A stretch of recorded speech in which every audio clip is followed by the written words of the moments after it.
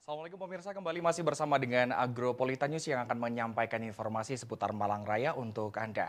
Dan bersama dengan saya Ilzam, kita simak berita Agropolitan News selengkapnya.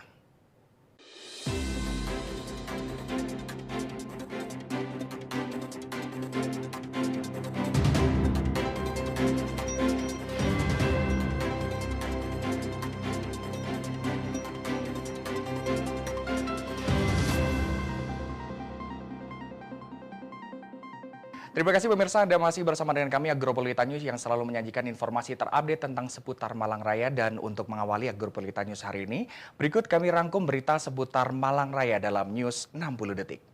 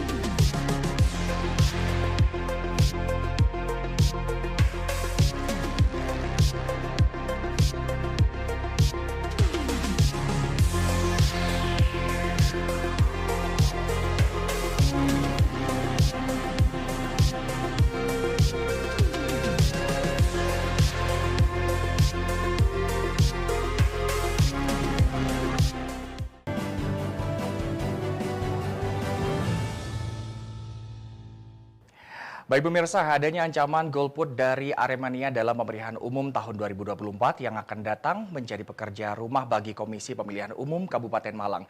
KPU sebagai penyelenggara pemilu akan terus melakukan berbagai sosialisasi agar tingkat partisipasi masyarakat tetap tinggi.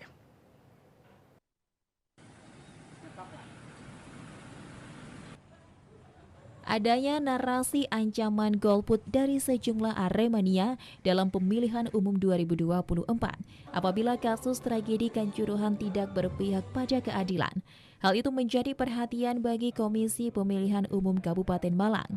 Dalam tahapan pemilu 2024, KPU Kabupaten Malang akan terus melakukan sosialisasi kepada masyarakat. Dalam sosialisasi di samping dengan menggerakkan PPK dan PPS, sosialisasi ini akan melibatkan kerjasama lembaga yang akan dibantu pemerintah daerah. Dengan melibatkan semua pihak, informasi bisa disampaikan seluas-luasnya hingga ke tingkat desa. Dalam pemilu tahun 2019, tingkat partisipasi pemilih sebesar 79%, sementara target nasional saat itu sebesar 77,5%. Dengan sosialisasi dan informasi diharapkan partisipasi masyarakat bisa terus meningkat. Komisioner KPU Kabupaten Malang Marhendra Pramudia Mahardika menegaskan ada atau tidaknya ancaman golput, KPU akan tetap dan terus melakukan sosialisasi untuk pemilu 2024. Sosialisasi tersebut akan melibatkan semua pihak, termasuk cara baru agar informasi tentang pemilu bisa sampai rumah pemilih. Nggak ada pembahasan khusus, jujur ya, nggak ada pembahasan khusus terkait kaitan itu. Maksudnya kan ini kaitannya di luar wilayah, tugas penyelenggaraan. Cuma ya kita tetap fungsi sosialisasinya KPU, apapun alasannya, apapun sebabnya ya tetap kita jalankan. Untuk peningkatan partisipasi pemilih, Mas. Kuncinya di situ. Contohnya apa, Mas? Ya sosialisasi, terus kemudian penyampaian akses seluas-luasnya. Kemarin kan kita sendirian, KPU Kabupaten. Besok ada BPK, ada BPS. Artinya kegiatan itu bisa lebih banyak sampai ke tingkat kecamatan dan tingkat desa oleh BPK dan BPS. Terus, yang paling utama sebenarnya kerjasama lembaga. Kita dibantu pemerintah daerah, dibantu stakeholder lain. Tak pikir itu juga ikut membantu soal menyiarkan tentang pemilu lah. Dika menambahkan dengan sosialisasi yang melibatkan semua pihak, diharapkan tingkat partisipasi masyarakat dalam pemilu bisa naik atau minimal tetap dibanding pemilu di periode sebelumnya. Dari Kabupaten Malang, Max Munir ATV melaporkan. Terima kasih pemirsa, Anda masih bersama dengan kami. Pemirsa, beralih ke berita lain, seniman di Kota Malang menuangkan keresahan atas tragedi Kanjuruhan. Keresahannya dicurahkan ke dalam karya seni pameran Dewan Kesenian Malang. Informasi lengkapnya sudah kami liput spesial untuk Anda, seperti yang satu ini.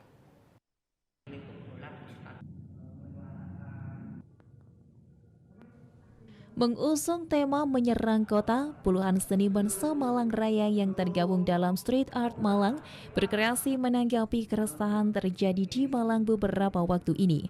Tragedi Kanjuruhan yang menelan ratusan korban jiwa menyisakan luka mendalam bagi warga Malang. Seniman-seniman lantas menumpahkan keresahan ke dalam karya seni gambar street art. Konteksnya adalah kekecewaan atas kasus tragedi Kanjuruhan dan penanganannya yang lamban. Ada yang berupa mural, stensil, hingga poster. Seniman berharap dengan pameran kali ini mampu mendapatkan simpati dan apresiasi oleh warga Malang dalam menyuarakan keresahan melalui seni. Yang terlibat di pameran ini sekitar 20 seniman, banyak sih dari street art. Banyak pesan soal keadilan, gimana Mas? Ya sih, karena mungkin yaitu pemantik ya sih. Kalau tragedi Kanjuruhan kan lebih arahnya tentang tragedi kemanusiaan.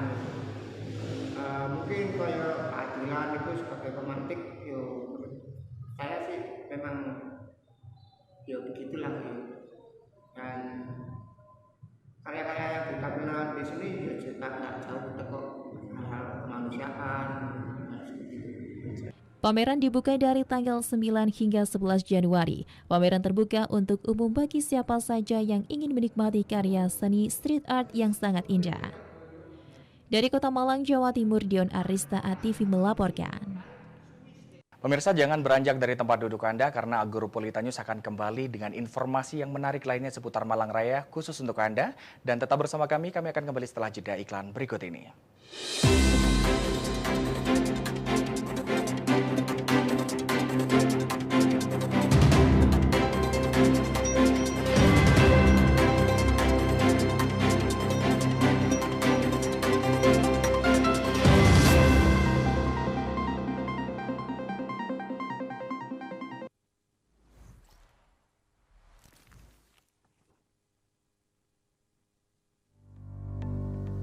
Tahukah Anda apa itu pitutur? Pitutur dalam bahasa Indonesia disebut nasihat, merupakan sesuatu hal yang berhubungan dengan hal yang baik. Nasihat juga dapat diartikan sebagai teguran, petunjuk, ajaran, pelajaran, ataupun anjuran yang bersifat baik.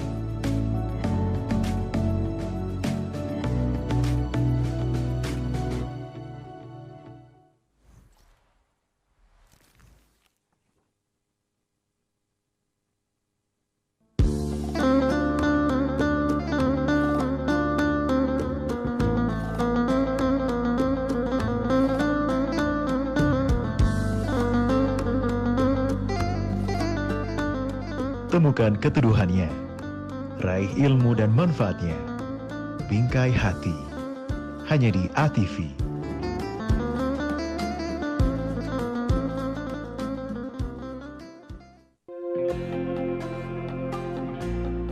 Agropolita Televisi sebagai lembaga penyiaran publik lokal berkomitmen melayani masyarakat dengan membantu menyediakan wadah promosi seluas-luasnya bagi pelaku UMKM Kota Batu. Mari daftarkan usaha Anda sekarang juga. Pasang iklan usahamu di sini secara gratis.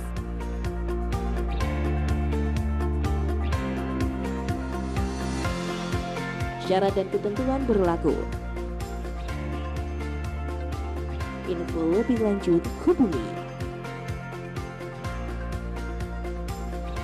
Iklan layanan ini dipersembahkan oleh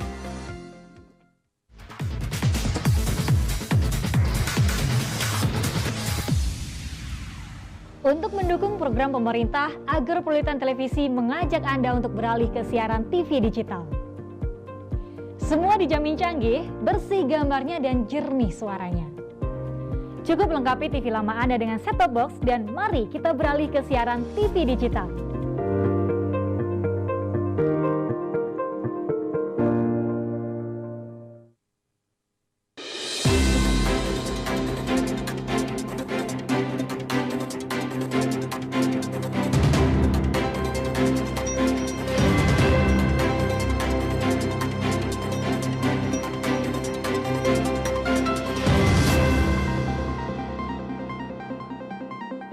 Terima kasih pemirsa, Anda masih bersama dengan kami Agropolitan News. Dan pemirsa, hingga memasuki awal tahun, jelang alternatif Desa Sumberjo menuju arah Songgoriti sebagian besar masih belum diaspal. Padahal jalur tembus ini menjadi alternatif bagi pengendara saat kondisi jalur protokol padat. Informasinya kami rangkum seperti ini.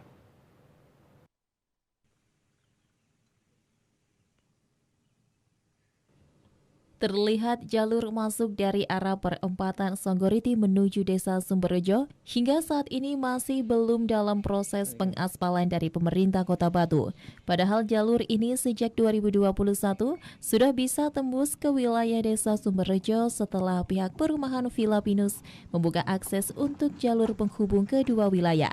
Dari pantauan di lapangan, jalur sepanjang kurang lebih 1 km, kondisinya masih makadam meskipun sebagian bekas diaspal oleh pihak perumahan.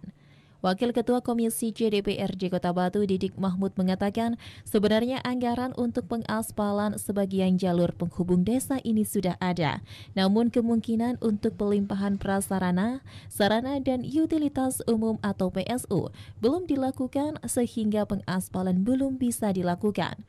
Untuk itu pihaknya berharap pemerintah bisa menyelesaikan dan mempertegas status jalur yang ada. Sehingga jika sarana dan utilitas umum atau PSU sudah diserahkan oleh pihak perumahan ke pemerintah daerah, maka jalur bisa segera diaspal. Sampun, ya. Jadi untuk jalan tembus Sumberjo Songgoriti itu sebenarnya sudah selesai. Artinya sudah bisa dilalui mobil. Nah, cuma mungkin nanti yang perlu dipertegas, ditanyakan, karena yang dari Songgoriti masuk itu kan melalui perumahan. Nah, apakah itu sudah diserahkan kepada pemerintah daerah? Kan FASUM untuk penyerahan FASUM. Kalau itu belum diserahkan, memang belum boleh kita ngaspal, karena statusnya masih milik perumahan. Tapi kalau itu sudah diserahkan, maka bisa kita bantu aspalan. Kita lihat sekarang, ternyata di sepanjang perumahan itu belum diaspal. Mungkin sekarang masih dalam proses penyerahan PSU tadi. Lah, harapan kita memang kalau itu sudah diserahkan ke pemerintah daerah bisa segera diaspal, nyambung dengan yang dari Sumberjo masuk ke barat itu sudah asal bagus. Tinggal dari perbatasan perumahan yang paling timur kemudian yang paling barat ini belum. Nah, itu mungkin terganjal dari status tanah yang mungkin belum diserahkan. Nah, harapan kita itu harus diserahkan sesuai dengan harapan Menko Polhukam dan lain sebagainya. Itu diharapkan PSU harus diserahkan kepada pemerintah daerah seperti itu. Dari Kota Batu, Saiful Akbar, ATV melaporkan. Beralih ke informasi lain, pemirsa, Perusahaan Umum Badan Daerah Air Minum atau PDAM Bondowoso di Jalan Mastrip 193 Bondowoso genap memasuki usia ke-34 tahun. Di hari jadinya perusahaan yang bergerak di bidang pengolahan air ini tetap mengedepankan kepuasan pelanggan, khususnya dalam pemenuhan kebutuhan bersih bagi masyarakat Bondowoso. Liputannya sudah kami siapkan untuk Anda. Teknis daripada pengundiannya perlu diketahui Bapak Ibu sekalian bahwa yang PDAM Bondowoso berkomitmen mampu menjadi perusahaan yang menerapkan profesionalisme kerja melalui pelayanan prima, sehat dalam peningkatan cakupan pelayanan air yang aman dan efisien, serta bisa meningkatkan efektivitas operasional pemeliharaan aset dan melakukan penerapan inovasi kinerja melalui SDM yang unggul dan berkualitas.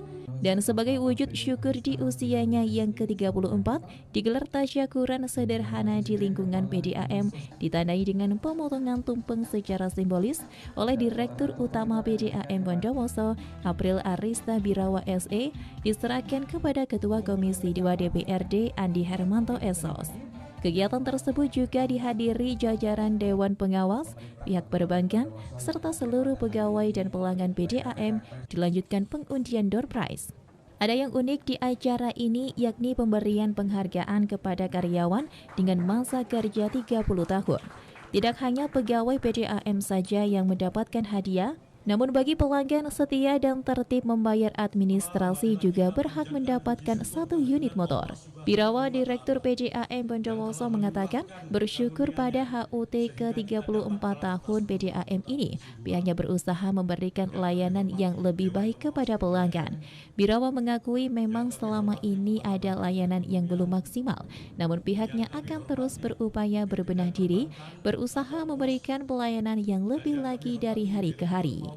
Sebelumnya saya mengucapkan syukur alhamdulillah pada HUT 34 PDAM ini, PDAM berusaha memberikan layanan yang lebih baik kepada pelanggan.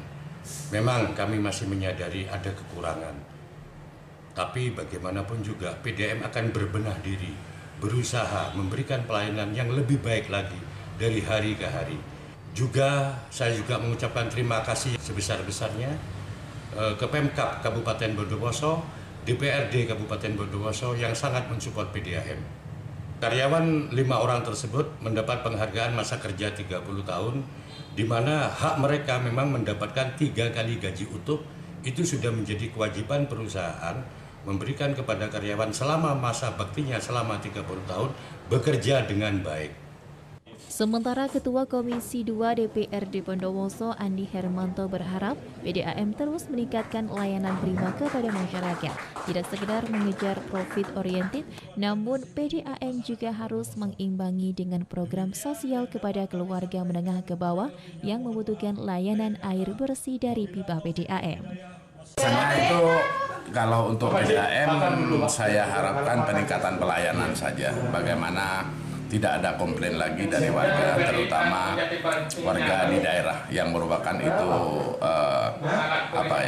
program sosial dari PDAM selain profit orientednya. Tetapi program sosialnya juga dikedepankan, bagaimana memang PDAM membukukan laba, tetapi program sosialnya harus dilaksanakan, terutama pelanggan-pelanggan yang ada di daerah, karena pelanggan yang ada di desa-desa itu merupakan daerah-daerah yang katakanlah masih di bawah kemampuannya di bawah perkotaan. Dari Bondowoso, Saiful Akbar ATV melaporkan. Baik pemirsa, terima kasih masih bersama dengan Agropolitan News. Kami akan segera kembali setelah jeda iklan berikut ini. Jangan kemana-mana.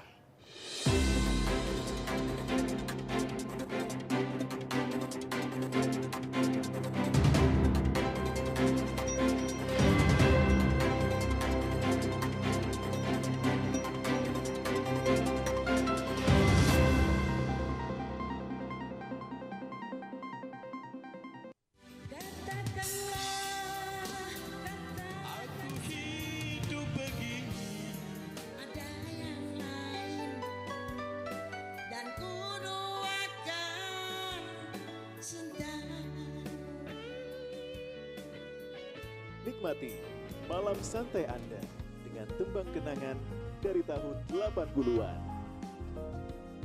Melodi Memori. Setiap hari Rabu jam 7:30 dan hari Minggu jam 8 malam. Hanya di ATV.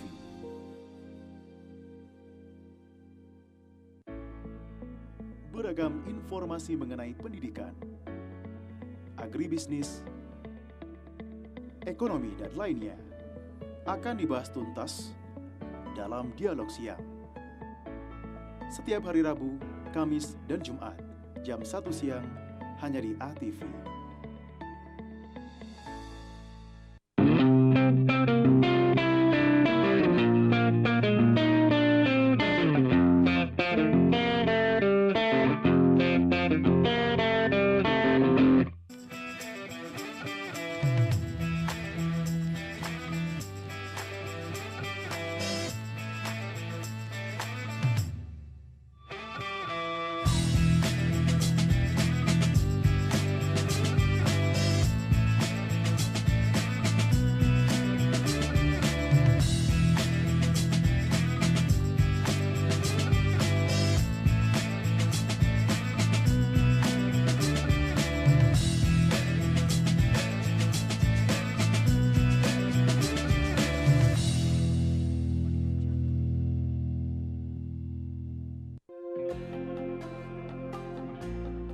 Agropolitan Televisi sebagai lembaga penyiaran publik lokal berkomitmen melayani masyarakat dengan membantu menyediakan wadah promosi seluas-luasnya bagi pelaku UMKM Kota Batu. Mari daftarkan usaha Anda sekarang juga. Pasang iklan usahamu di sini secara gratis.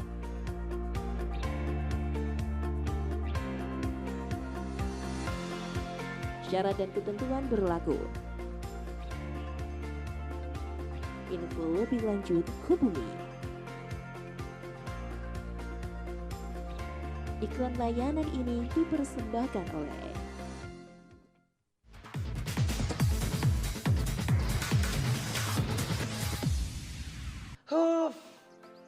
TV ku burak, brebek-brebek.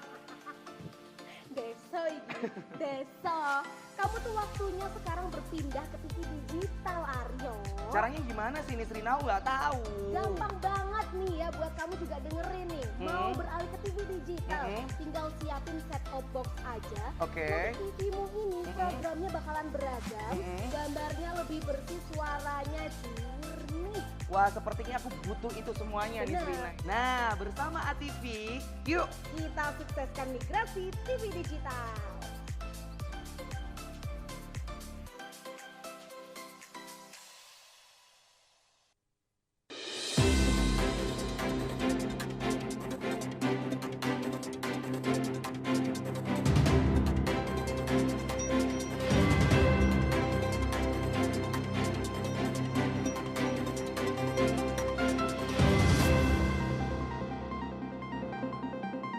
Terima kasih pemirsa, Anda masih bersama dengan kami Agropolitan News. Pemirsa, sebagai langkah tindak lanjut dari hasil rapat kerja gabungan antara Komisi A dan Komisi DC DPRD Kota Batu terkait pencapaian sertifikat tanah wakaf dan ada di Kota Batu nantinya akan diusulkan dalam perubahan anggaran untuk program tersebut. Informasinya untuk Anda.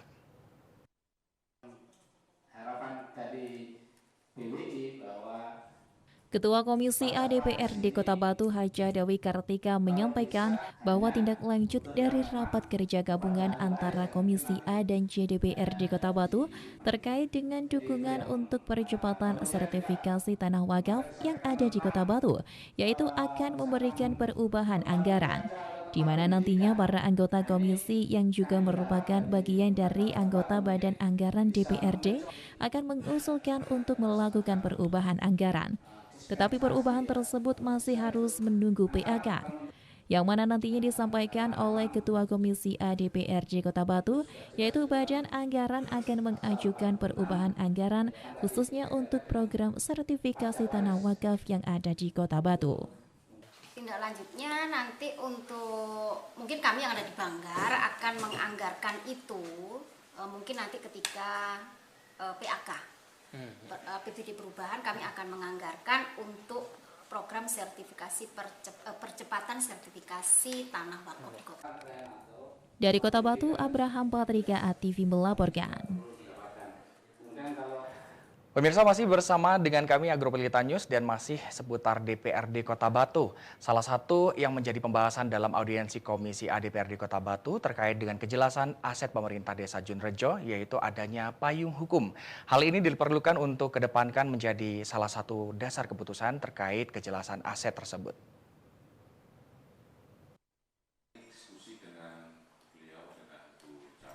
Disampaikan oleh Ketua Komisi A DPRD Kota Batu Haja Dewi Kartika bahwa terkait dengan kejelasan status aset pemerintah Desa Junrejo yang saat ini dibangun kantor Kecamatan Junrejo, nantinya diharapkan ada payung hukum yang mendasarinya. Adapun payung hukum yang dimaksud yaitu sesuai dengan peraturan Menteri PU bahwa secara kepemilikan memang milik Desa Junrejo, tetapi peruntukannya sesuai dengan peraturan Menteri telah disebutkan dengan jelas untuk gedung kecamatan dan pembangunan sekolah. Tetapi yang perlu digarisbawahi oleh Ketua Komisi A yaitu ditegaskan bahwa untuk kepemilikannya tetap berada di lingkup pemerintah Desa Junrejo. Apapun itu nanti ketika tanah kas desa milik Desa Junrejo itu nanti akan tetap didirikan gedung kecamatan, itu ada payung hukumnya di Permen PU bahwa memang secara kepemilikan ini adalah milik Desa Junrejo, tapi peruntukannya di situ sudah jelas disebutkan bahwa dibangun gedung kecamatan dan sekolahan. Dari Kota Batu, Abraham Patrika ATV melaporkan. Beralih ke informasi lain pemirsa, untuk mewujudkan pelayanan kesehatan yang efisien, bermutu, dan terjangkau bagi masyarakat Kabupaten Malang, RSUD Kanjuruhan yang berada di Kepanjen menghadirkan berbagai inovasi layanan baru yang ditunjang dengan peralatan kedokteran yang cukup canggih. Informasinya untuk Anda.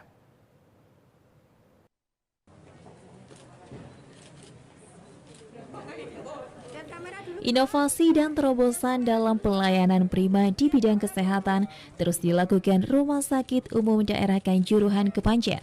Rumah sakit milik pemerintah Kabupaten Malang membuka layanan baru yang diresmikan Bupati Malang pada Kamis 12 Januari 2023. Layanan baru yang ditunjang dengan peralatan canggih difokuskan bagi pasien penyakit katastrofik seperti jantung, stroke, kanker, dan ginjal. Dalam kesempatan tersebut, pihak rumah sakit juga mengenalkan sejumlah alat yang bakal digunakan dalam pelayanan pada unit itu, seperti cath lab untuk penyakit jantung, transcranial magnetic stimulation untuk stroke, mamografi untuk deteksi dini kanker payudara, dan hemodialisis untuk penyakit ginjal. PLT Direktur Utama RSUD Kanjuruhan Bobi Prabowo menjelaskan, pelayanan baru merupakan perintah langsung Bupati Malang dan Menteri Kesehatan agar pasien penyakit kronis seperti jantung, stroke, kanker, dan ginjal tidak dirujuk ke rumah sakit lain untuk mempercepat layanan. Pihaknya juga berupaya agar pelayanan dengan kecanggihan alat yang ada di RSUD Kanjuruhan bisa dijangkau masyarakat menengah ke bawah. Meskipun salah satu dari 4 alat yang baru dikenalkan yakni cath lab menjadi yang pertama di Jawa Timur dan hanya ada 2 unit di Indonesia. Ya, jadi ini sebenarnya menjawab arahan dari Pak Bupati sekaligus juga menjawab arahan dari Pak Menteri Kesehatan, di mana 4 kategori disease sesuai dengan penelitian itu 10 tahun terakhir adalah difokuskan kepada jantung, stroke, kanker, dan ginjal. Sehingga itu yang kami cicil mulai saat ini. Yang kita cicil mulai saat ini adalah jantung. Jantung itu ada cath lab tadi ya. Terus kemudian yang kedua adalah untuk stroke itu juga ada alat cath lab itu dipakai dan juga ada TMS juga. Kemudian yang ketiga untuk kanker itu mamografi. Mamografi itu sudah kami siapkan ya untuk deteksi dini kanker payudara. Dan yang terakhir itu ginjal ini hemodialisis. Hemodialisis itu kami punya modal 7 alat ditambah lagi 27 alat sehingga 34 alat. Itu pun sebenarnya kami persiapkan untuk 2.400.000 penduduk di Malang, kalaupun ada beberapa persen yang terjadi penyakit kronis ini yang kita harus siapkan supaya tidak sedikit-sedikit tidak dirujuk.